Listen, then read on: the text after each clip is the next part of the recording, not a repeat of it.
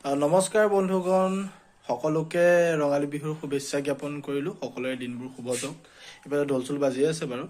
তো কথাটো হ'ল কি ৰঙালী বিহুৰ শুভেচ্ছা থকাৰ লগতে চেনেলটো